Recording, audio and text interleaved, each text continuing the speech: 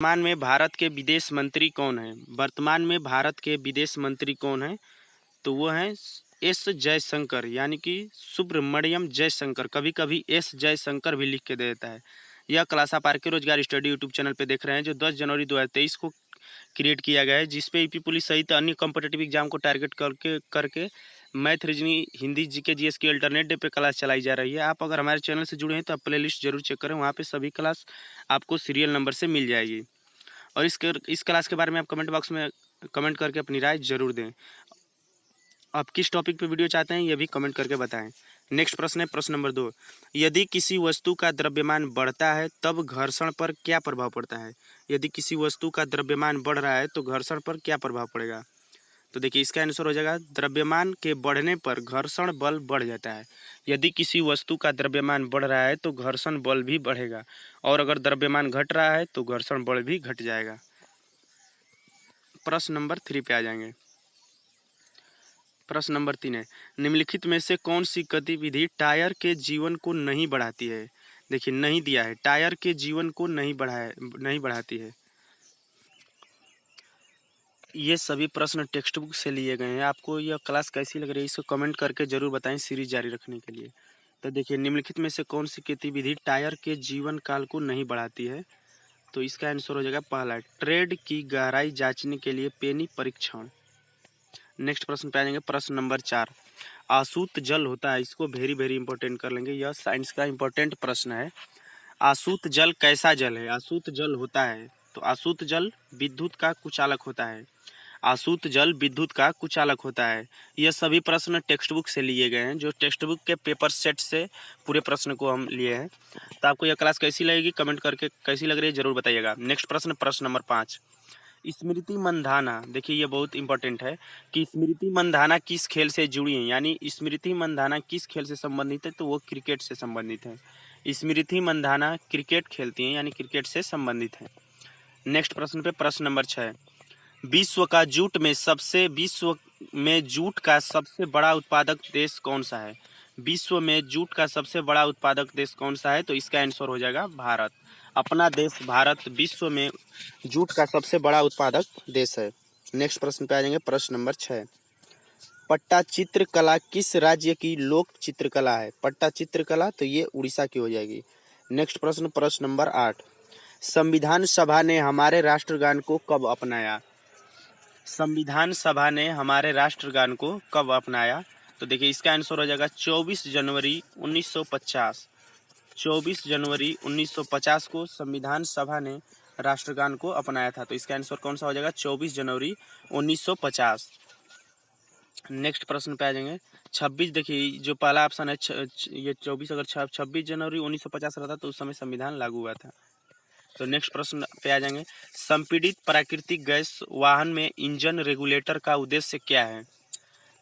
तो engine regulator का उद्देश्य क्या होता है? तो इसका उद्देश्य होता है टैंक से सीएनजी गैस के दाब को नियंत्रित करना। नेक्स्ट प्रश्न, प्रश्न नंबर 10 पे आ जाएंगे। पहाड़ी से नीचे वाहन चलाते समय निम्नलिखित में से क्या नहीं करना चाहिए? देखिए नहीं को जरूर ध्यान देंगे। तो पहाड़ी से नीचे वाहन चलाते समय, जब आप पहाड़ से नीचे अगर वाहन लेकर आ रहे हैं तो उस समय क्या नहीं करना चाहिए? अंधे मोड़ पर हॉर्न बजाना चाहिए, सही बात है बजाना चाहिए।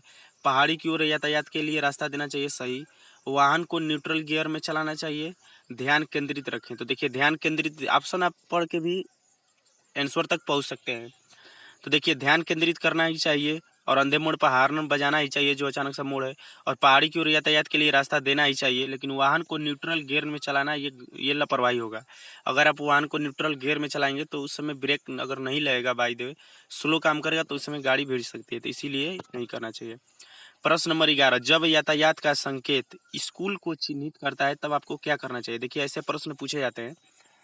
यह एसएसबी हेड कांस्टेबल का पेपर सेट है जो टेक्स्ट बुक से लिया गया है। तो जब यातायात का संकेत स्कूल को चिन्हित करता है तो आपको क्या करना चाहिए? तो जब यातायात का संकेत स्कूल को चिन्हित करेगा तो उस समय वाहन को धीरे धीरे और सावधानी से चलाना चाहिए। देखिए क्या स्कूल है, तो ऑप्शन आप एलिमिनेट करना सीखिए। तो स्कूल के सामने अगर आप गाड़ी लेकर जा रहे हैं तो क्या वाहन की गति तेज करेंगे? नहीं, तो ये कट जाएगा। तेज हार्न बजाएंगे? नहीं, स्कूल के बच्चे हैं डिस्टर्ब होंगे तो तेज हार्न नहीं बजाएंगे। तेज ओवरटेक करेंगे? नहीं, तो इसीलिए वाहन को धीरे धीरे और सावधानी से चलाना चाहिए। प्रश्न नंबर 12 पे आ जाएंगे। मिजोरम की राजधानी क्या है? तो मिजोरम की राजधानी है आइजोल। मिजोरम की राजधानी क्या है? तो मिजोरम की राजधानी है आइजोल। यह क्लास आप के रोजगार स्टडी यूट्यूब चैनल पे देख रहे हैं। अगर आप हमारे चैनल से जुड़े हैं तो प्लेलिस्ट जरूर चेक करें। नेक्स्ट प्रश्न पे आ जाएंगे, प्रश्न नंबर 13। भारत की सबसे लंबी सहायक नदी कौन सी है? देखिए ये वेरी वेरी इंपॉर्टेंट प्रश्न है कि भारत की सबसे लंबी सहायक नदी, भारत की सबसे लंबी सहायक नदी कौन सी है? तो भारत की सबसे लंबी नदी है गंगा, लेकिन ये पूछा है सहायक नदी कि भारत की सबसे लंबी सहायक नदी, तो वो हो जाएगी यमुना। और अगर क्वेश्चन पूछता कि भारत की सबसे लंबी नदी, तो वो हो जाती गंगा। नेक्स्ट प्रश्न पे आ जाएंगे, एजी। एजी एक महंगी, मुलायम, सफेद और चमकदार धातु है जिसका रासायनिक प्रतीक क्या है, जिसे आमतौर पर जाना जाता है? तो एजी यानी कि चांदी। एजी को किस नाम से जाना जाता है? तो एजी को चांदी के नाम से जाना जाता है। इसका रासायनिक सूत्र क्या होता है? तो 80 होता है और 79 होता है सोना का।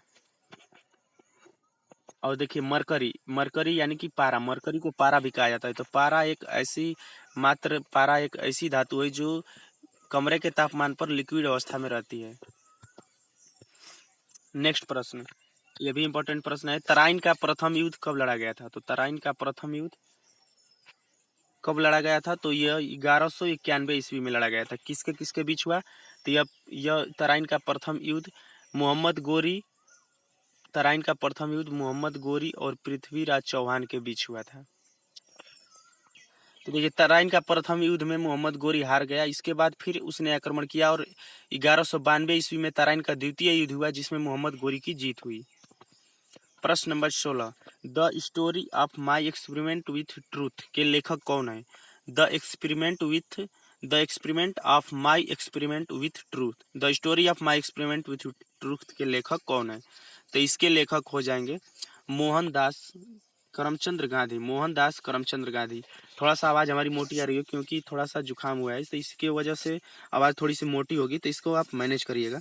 तो इसका आंसर हो जाएगा मोहनदास करमचंद गांधी।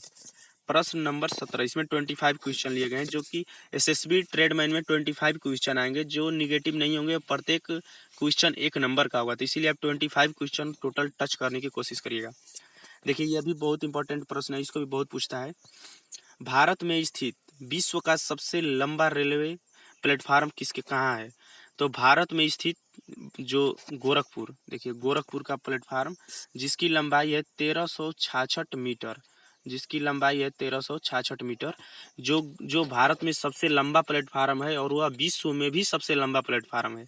तो क्वेश्चन पूछे कि भारत या विश्व में सबसे लंबा प्लेटफार्म, तो गोरखपुर का है 1366 मीटर का, यानी 1.3 किलोमीटर।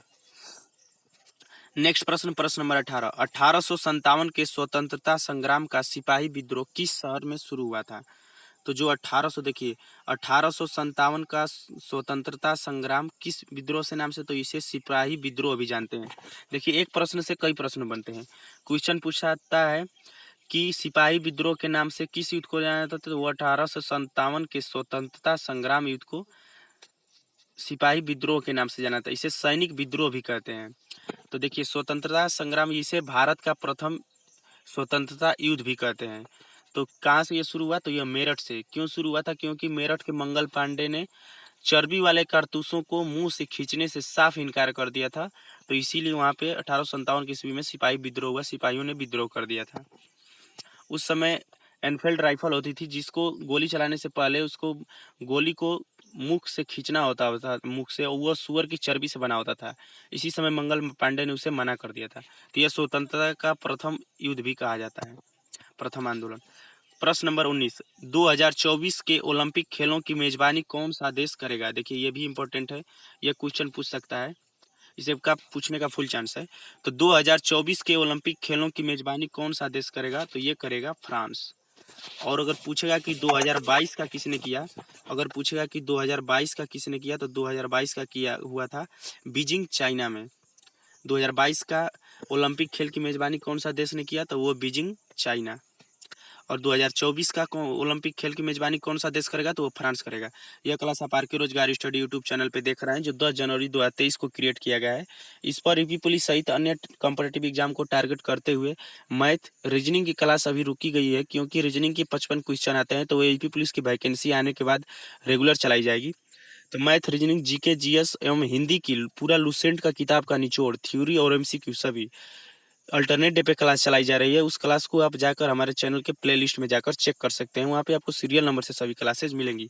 और यह नया चैनल है जिसपे वर्तमान समय में 1.15 के सब्सक्राइबर हैं और 2 लाख प्लस व्यू है। तो थोड़ा आप चैनल को प्रमोट करिए, सपोर्ट करिए, ताकि हम आपको अच्छा कंटेंट दे पाए यूपी पुलिस से रिलेटेड। नेक्स्ट प्रश्न पे आ जाएंगे। प्रश्न नंबर 20, भारत कोकिला।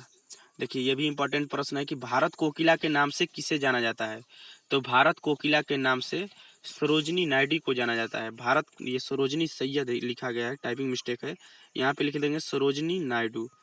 तो भारत कोकिला के नाम से किसे जाना जाता है, तो वो सरोजनी नायडू को जाना जाता है। अगर पूछेगा विजय लक्ष्मी पंडित, तो वो राज्यसभा की पहली महिला अध्यक्ष थी। और देखिए इंदिरा गांधी, ये इम्पोर्टेंट है, इंदिरा गांधी भारत की प्रथम प्रधानमंत्री थी और एकमात्र प्रधानमंत्री हैं, क्योंकि इंदिरा गांधी के अलावा अभी तक कोई भी महिला प्रधानमंत्री नहीं बनी है। तो भारत की एकमात्र और प्रथम महिला प्रधानमंत्री हो जाएंगी इंदिरा गांधी। नेक्स्ट प्रश्न पे आ जाएंगे। प्रश्न नंबर 21, भारत का सबसे ऊंचा, देखिए सभी इंपॉर्टेंट प्रश्न है, भारत का सबसे ऊंचा जलप्रपात कौन सा है। देखिए ये क्वेश्चन लोग जल्दबाजी में गलत कर देते हैं, क्योंकि सभी लोग पढ़े हैं जोग जलप्रपात, लेकिन ये गलत होगा। क्योंकि देखिए क्वेश्चन पूछा है कि भारत का सबसे ऊंचा जलप्रपात, तो भारत का सबसे ऊंचा जलप्रपात हो जाएगा कुचिकल जलप्रपात। भारत की सबसे ऊंची जलप्रपात हो जाएगा कुचिकल जलप्रपात। अगर पूछता विश्व की सबसे ऊंचा, तो विश्व का हो जाता जोग जलप्रपात। यह कर्नाटक में शरावती नदी पर बना हुआ है। तो अगर पूछेगा कि विश्व का सबसे ऊंचा जलप्रपात, तो वो हो जाता जोग जलप्रपात। और ये पूछा है कि भारत का सबसे ऊंचा जलप्रपात, तो भारत का सबसे ऊंचा जलप्रपात है कुंचिकल जलप्रपात। और क्वेश्चन बहुत पूछता है कि जोग जलप्रपात कहाँ पे है, तो यह कर्नाटक में शरावती नदी पर बना हुआ है, जो विश्व का सबसे ऊंचा जलप्रपात है। आपको यह वीडियो कैसी लग रही है, कमेंट बॉक्स में कमेंट करके जरूर बताएं कि आपको यह वीडियो कितनी हेल्पफुल है और कैसी है। और अगर आप सीरीज को जारी रखना चाहते हैं तो वीडियो को like, share, subscribe and comment जरूर करें।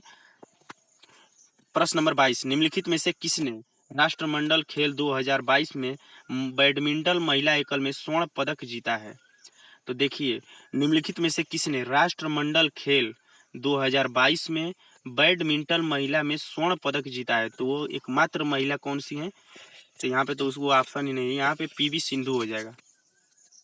पीवी सिंधु, देखिए एक ऑप्शन नंबर 4 कट गया है, तो पीवी सिंधु तो कौन सी हो जाएंगी, तो हो जाएंगी पीवी सिंधु। देखिए पीवी सिंधु यहाँ पे नोट कर लेंगे। तो पीवी सिंधु राष्ट्रमंडल खेल में बैडमिंटन महिला में ये स्वर्ण पदक जीतने वाली प्रथम महिला, मतलब महिला बन गई। 2022 में स्वर्ण पदक जीतने वाली पीवी सिंधु है। प्रश्न नंबर 23, निम्नलिखित में से कौन एलईडी अर्धचालक प्रौद्योगिकी में प्रयुक्त धातुओं में से एक है। तो एलईडी में कौन सा प्रयुक्त होता है, तो एलईडी में गैलियम प्रयुक्त होता है। नेक्स्ट प्रश्न देखिए, ये भी वेरी वेरी इंपॉर्टेंट है, इसको भी इंपॉर्टेंट कर लेंगे। ये भी प्रश्न बहुत पूछता है कि अम्लीय वर्षा किसके कारण होती है। तो अम्लीय वर्षा किसके कारण होती है, तो अम्लीय वर्षा सल्फर डाइऑक्साइड के कारण होती है। SO2 जिसका सूत्र होता है, SO2 sulphur dioxide, CO2 carbon dioxide, NH3 methane, CH4 methane, NH3 ammonia. तो इसी तरह होता है। तो SO2 यानी कि सल्फर डाइऑक्साइड और NO2 नाइट्रस डाइऑक्साइड के कारण अम्लीय वर्षा होती है। तो अम्लीय वर्षा किसके कारण होती है, तो सल्फर डाइऑक्साइड।